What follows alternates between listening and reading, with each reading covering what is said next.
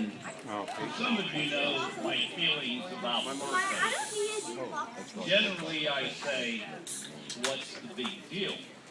Because everybody has one. Everybody has, at the same rate, one a year. And they come whether we want them to come or not. I've had a lot of them. Just look at me, you know? But that's why we're not here actually to celebrate a birthday. The real reason we're here is to go ahead and honor a special lady. A special lady and a very, very, very dear friend. A dear friend. And I have to tell you what everybody told me as we were preparing this. They said, whatever not just you us. whatever you do, don't give Rita the microphone. Yes, thank you. Know her, know what they meant, right? So that's why I'm clutching it in my hands. So why we're really here is not to celebrate, seriously, the passage of time. What we're here for is to go ahead and celebrate the times that Rita has given to everyone. And when Rita blows out a candle on her birthday cake, what you and I and everyone should think of is that it was another year that Rita has lived with joy, faith, and a loving compassion for her friends and her family. And also that she left us, changed the world in some special way.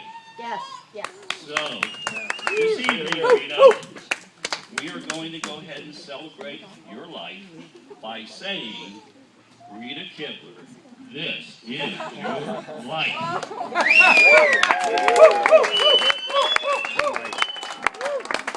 They need you to move your car. Are you parked in front of a big Durango? Your family. Front of a Durango? Yeah. They gave us I would have no idea because when we parked there, there was no other car around, so I didn't know. I don't know what you're talking about. Just saying. Because we want this to be a nice birthday party for Rita. So we had hired some different clothes. We found some things out about. We found out that you were born Rita Ann McNulty Kibler. You were born in St. Augustine on a Thursday, October the 4th, in 1934. The great, as Rita says, the great feast of St. Francis. And because you were really established that day, you were born that day, Can you see now? gift for you. Betty Bob, get back with you. I will. Stand up, Rita, let everybody see.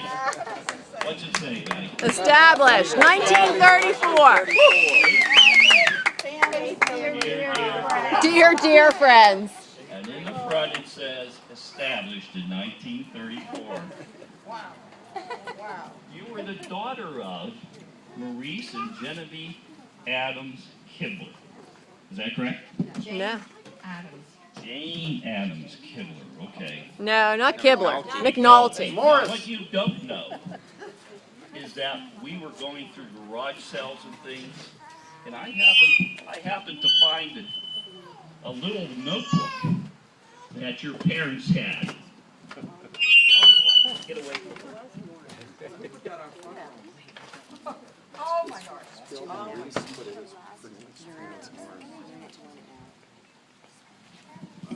What we were wondering is how your parents chose your name. And going through this notebook that we found at a yard sale, there were many names that they had kind of considered for you. One was Cecilia McNulty. That was the patron saint of popes. But they didn't choose that one. And then there was Agnes.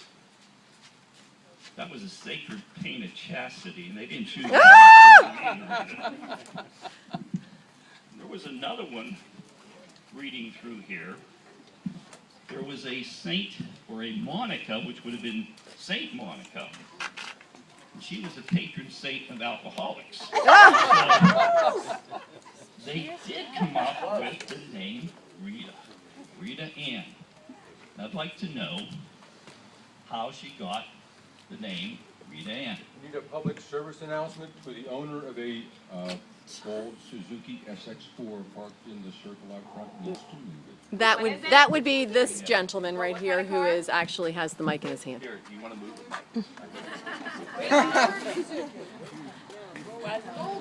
it? So we found that she wasn't named after any of those particular saints. Tell us, Rita, I'm going to hold on to the microphone.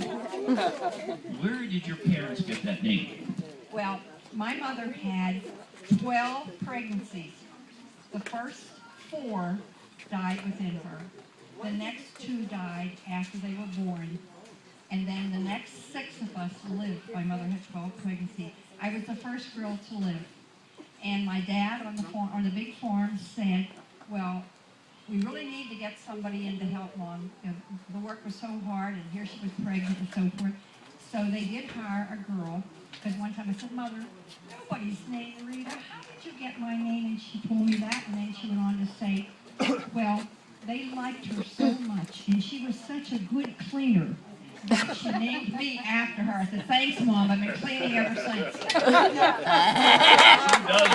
good job. I'll tell you.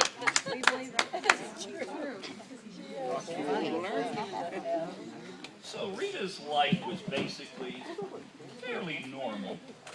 She grew up in St. Augustine's, still normal. She had 3 brothers and 3 sisters. And what she did on this farm was she raised chickens. She was very, very good at raising chickens, collecting the eggs.